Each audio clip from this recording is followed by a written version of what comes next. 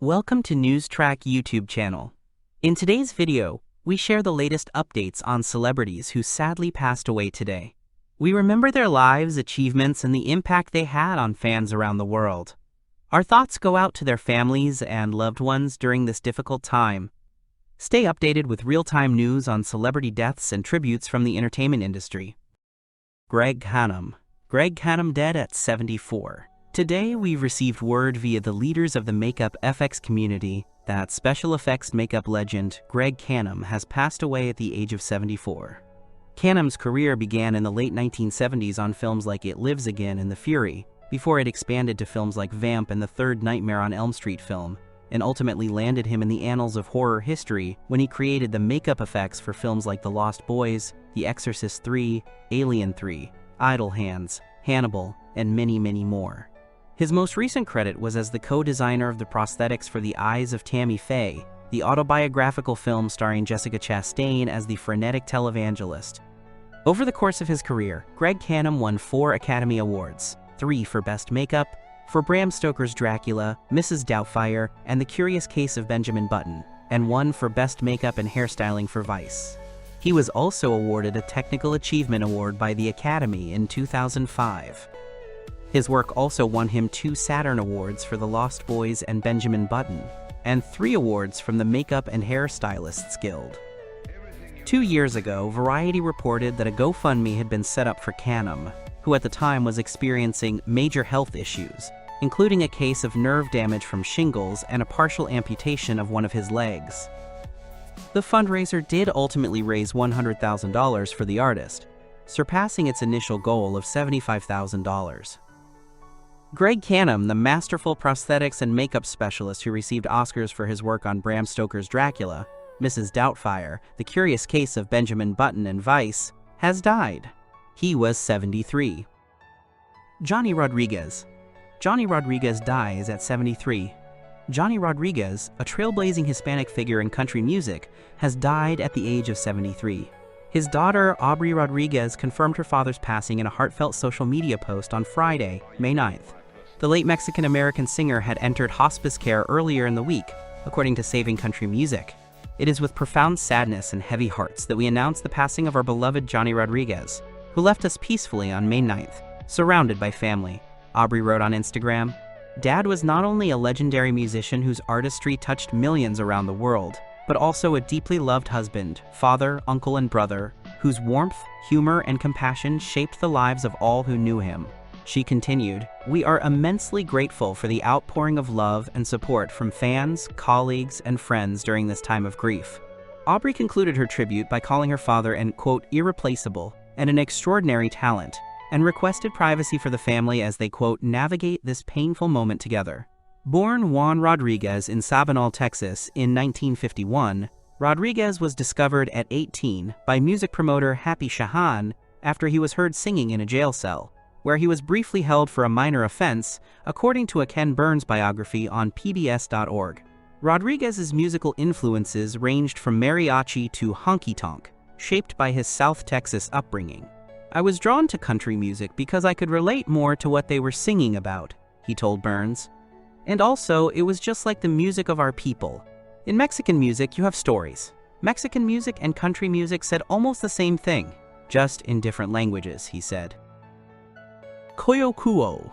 Koyo Kuo dies at 58. Koyo Kuo, the curator of the 2026 Venice Art Biennale, has died at age 58, her home institution in South Africa said in an Instagram post Saturday. The Zeitz Museum of Contemporary Art Africa in Cape Town in South Africa confirmed her passing overnight but gave no cause of death. The Biennale said Saturday it was deeply saddened and dismayed to learn of her death. Kuo was the first African woman tapped to helm the Venice Biennale. Born in Cameroon in 1967, she was tapped to curate the 2026 edition of the Biennale in December. A leading figure in promoting Pan-Africanism throughout the art world, Kuo had been executive director and chief curator at Zeitz since 2019. Appointed in December 2024 by the board of directors of La Biennale, Kuo worked with passion, intellectual rigor, and vision on the conception and development of the Biennale Arte 2026, the Venice Arts Institution said. The presentation of the exhibition's title and theme was due to take place in Venice on May 20th. Her passing leaves an immense void in the world of contemporary art and in the international community of artists, curators, and scholars who had the privilege of knowing and admiring her extraordinary human and intellectual commitment, the Biennale said.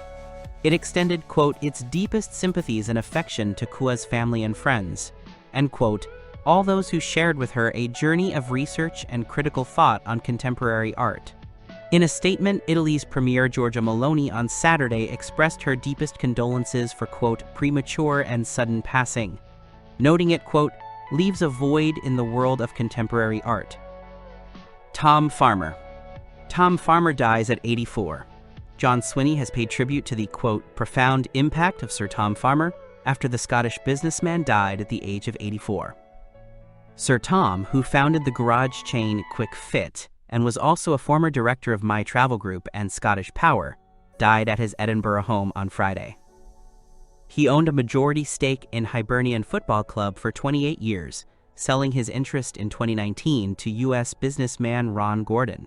The First Minister hailed him as a, quote, generous individual to so many causes in Scotland. Scottish Secretary Ian Murray said he was a proud Scot and a huge contributor to Edinburgh's community football. His family said in a statement on Saturday that Sir Tom's life and career touched many aspects of Scottish and UK life, and his philanthropy would be remembered. They added, more than anything, Sir Tom was a family man. Born in Leith, Edinburgh, in 1940, he was the youngest of 7 children. He frequently spoke of the love, care, and attention that was bestowed upon him by being the youngest in such a large family. Sir Tom started Quick Fit in 1971 and grew it to become an international chain before selling it to Ford for £1 billion in 1999. He was knighted in 1997 for his services to the automotive industry and made a Commander of the Royal Victorian Order in 2009 for his charitable work, including as chairman of the Board of Trustees for the Duke of Edinburgh's award. He was the first Scot to be awarded the prestigious Andrew Carnegie Medal for philanthropy, and was made a Knight Commander with Star of the Order of St. Gregory the Great by the Catholic Church. The First Minister released a statement on Saturday afternoon. Margot Friedlander. Margot Friedlander dies at 103. A survivor and witness to the Nazi Holocaust, and a prominent voice in modern-day Germany, passed away on Friday at the age of 103. Friedlander spent part of the war years hiding in Berlin before she was taken to the Theresienstadt concentration camp in 1944. She emigrated to the United States shortly after the end of the war, only moving back to the German capital in 2010 at the age of 88. Friedlander appeared on the cover of the German Vogue last year. German President Frank-Walter Steinmeier expressed his condolences, saying that Friedlander gifted our country reconciliation. Steinmeier was due to honor Friedlander with a state medal on Friday. Germany's new Chancellor Friedrich Merz praised Friedlander for speaking up for, quote, peaceful cooperation, against anti-Semitism and forgetting. She entrusted us with her story. It is our task and our duty to pass it on, Merz said. Everybody knew about it and they looked away. After her return to Germany, Friedlander gave numerous speeches and visited many German schools to talk with children and young people. I often ask myself if coming back here was the right thing to do, Friedlander said in A Long Way Home, a 2010 documentary co-produced by DW. In the same film, she admitted to uncomfortable feelings around some Berliners. I'm still very guarded about the people of my generation whom I meet here. They were the ones who cheered the Nazis back then, and did nothing to put a stop to what was going on. Everybody knew about it, and they looked away. Although I came back, it's still something that affects me very deeply. In recent years, Friedlander was awarded many state honors as a prominent voice for remembrance. She also opened the Margot Friedlander Foundation in 2023. Fred Graham.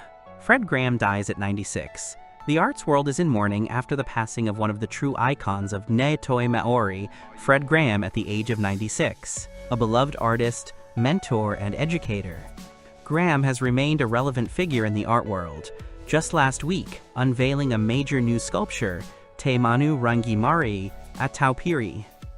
Graham, Ngati Koroki Kahukura is still a global attraction, chosen as one of the New Zealand artists to be part of this year's Venice Biennale International Exhibition. It's just one of many overseas exhibitions Graham has been involved with, including the 1986 Te Ao Marama, 7 Maori Artists exhibition that toured Australia, and a 1992 United States tour showcasing contemporary Maori art.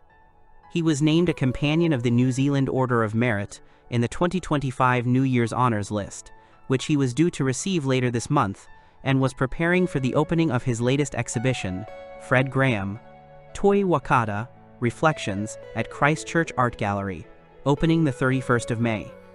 As the Arts Foundation pointed out in its social media post, even in his final days, his legacy was growing.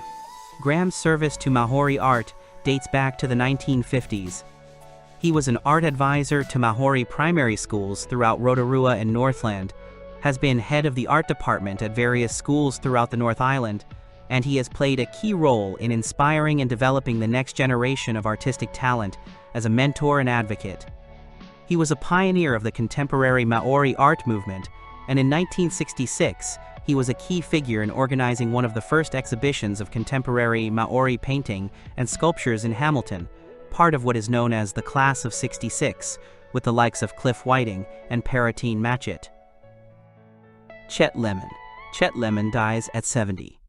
Chet Lemon, a product of Los Angeles Fremont High during its heyday, who became a 3-time All-Star outfielder and a World Series champion during a 16-year Major League career, died Thursday at age 70 after a decades-long fight with a blood disorder. Lemon was a first-round draft pick of the Oakland Athletics at age 17 in 1972 and starred with the Chicago White Sox from 1975 to 81 and the Detroit Tigers from 1982 to 90, finishing with a .273 batting average, 215 homers, 396 doubles, and 884 runs batted in. He was the center fielder on the Tigers' 1984 World Series championship team, making a spectacular catch to cement a Game 3 victory over the San Diego Padres, and became a favorite of eventual Hall of Fame manager Sparky Anderson. After watching Chester the last several years, I have to say, without a doubt, he's the best center fielder I've seen in my 31 years in the game, Anderson said in 1984. Chester is a Pete Rose type. He never complains, he's always there, and he plays each game as if it were the 7th game of the World Series. Chester doesn't know any other way to play, and that's his greatest asset. Combine all that with his little boy desire to want to play every day, and it is no wonder Chester has all those fans who sit in the bleachers in the palm of his hand. The Tigers and White Sox both posted condolences on X. The Detroit Tigers join all of baseball in mourning the passing of Chet Lemon, the Tigers' statement read. While he was a World Series champion and all-star on the field, perhaps his biggest impact came off of it. That includes creating the Chet Lemon Foundation and dedicating much of his post-playing career to youth baseball development. Simon Mann. Simon Mann dies at 72. Simon Mann, an Eton and Sandhurst-educated ex-SAS officer who led a botched coup involving Margaret Thatcher's son to overthrow the government of Equatorial Guinea, has died aged 72. Mann led a group of 70 fellow mercenaries who were arrested in Zimbabwe in 2004 for attempting to topple Equatorial Guinea's despotic president, Teodoro Obiang. Mann and his friend Mark Thatcher admitted involvement in the attempted plot, which became known as the quote quote quote quote quote quote quote quote quote quote quote quote quote quote quote quote quote. When the plot was revealed, Obiang threatened to eat Mann's testicles and drag his naked body through the streets. Mann served more than 5 years in 2 of the world's most notorious jails before being pardoned by Obiang himself. In March 2004, Mann, Nick Dutoit, and 3 other South African mercenaries plotted Obiang's overthrow with international financial backers, and the tacit approval of at least 3 governments, most notably Spain. The coup involved flying into the former Spanish colony in a plane loaded with arms and more than 50 Black Buffalo soldiers. Former members of the now disbanded South African Defense Forces Elite 32 Battalion to replace Obiang with an exiled opposition activist called Severo Moto. In return, the plotters and their backers were hoping to tap into Equatorial Guinea's reserves of oil and natural gas, but their plane was intercepted by the Zimbabweans at Harare Airport. A jubilant president, Robert Mugabe, threw Mann and his fellow conspirators into jail before handing them over to Equatorial Guinea, where a court sentenced the mercenary to 34 years in jail. In a note sent out to his legal team while he was being held, Mann implicated Thatcher, whom he referred to by the name Scratcher, in the coup. David H. Souter. David H. Souter dies at 85. The late retired Justice David H. Souter's time on the Supreme Court has become paradigmatic of profound change on the court, as his 19-year tenure straddled an era of increasing polarization in the nation's politics and helped shape the modern era of judicial confirmations. Souter, who passed away Thursday at his home in New Hampshire according to a Supreme Court announcement, retired from the High Court in 2009, and the vacancy was filled by current Justice Sonia Sotomayor. Souter, 85, had been appointed to the Supreme Court by Republican President George H.W. Bush in 1990, but his tendency to side with Democratic appointees to the court on issues such as abortion rights led to cries of "no more Souters" among conservatives who increasingly sought ideologically aligned justices. Ilya Shapiro, currently a senior fellow at the Manhattan Institute, told the Biden administration's Commission on the Supreme Court in 2021 that Souter's time on the bench substantially shaped the confirmation process. Shapiro said the conservative legal movement learned its lesson from Souter's time on the court, with activists placing more emphasis on would-be justices' proven track record of conservative decisions or writings. Once you consider someone who doesn't have a long judicial record, or at least academic writings to the same originalist-textualist effect, it opens the door to the sort of presidential discretion that has backfired in the past, Shapiro wrote. Shapiro said that has led to increased vetting for ideological purity and efforts like President Donald Trump's decision to publish a list of potential Supreme Court nominees during his initial 2016 run for office. Rosanna Norton. Rosanna Norton dies at 80. Rosanna Norton, who was Oscar-nominated for costume design for 1982's Tron and designed Sissy Spacek's iconic prom dress for Carrie, died of cancer May 7th in Los Angeles. She was 80. Her early costume design credits include Terrence Malick's Badlands and Brian De Palma's Carrie, and Phantom of the Paradise. "We had no money," she recalled in a video interview about Carrie. She found many of the prom outfits in a store in the Valley that was going out of business, she said, but she had Carrie's simple pale pink satin dress custom-made by a seamstress, after changing the color from the original red in the book to create a more striking contrast with the blood that is splashed on Spacek. At the time, prom dresses and bridesmaid dresses and things were very fussy. They had all these ruffles and detail, and I wanted to do a bias cut dress, and I wanted it to be really simple and look as if she could have made it herself, she told Birth Movies Death. It didn't have a lot of ruffles or detail work. It's sort of a classic 1930s bias cut dress. I wanted her to look different from everybody else but beautiful at the same time, and all the other girls, they looked like teenage girls wearing these sort of roughly fancy gathered dresses. Norton was a lifelong Angeleno, and while attending UCLA, she met her husband-to-be Bill Norton. Norton was the writer and director of Cisco Pike, for which she served as production designer and costume designer. She joined the Costume Directors Guild in 1975 and went on to mentor many members of the guild. Norton explained her luck in connecting with directors in a statement from the guild, saying, "I would have been a painter." Tom Jones. Tom Jones? His voice was thunder-wrapped in velvet, a sound that rose from the soul and shook the world. For decades, he stood on stages across the globe, belting out anthems of love, longing, and life with a power few could rival. Songs like "It's Not Unusual," "Delilah and She's a Lady" didn't just top charts, they became part of who we are. But now, as the music dims and the spotlight softens, a more somber truth is emerging. His health is failing, and the risk of further decline is growing. Once a man of unstoppable energy and magnetic presence, Tom now faces days that are slower, quieter.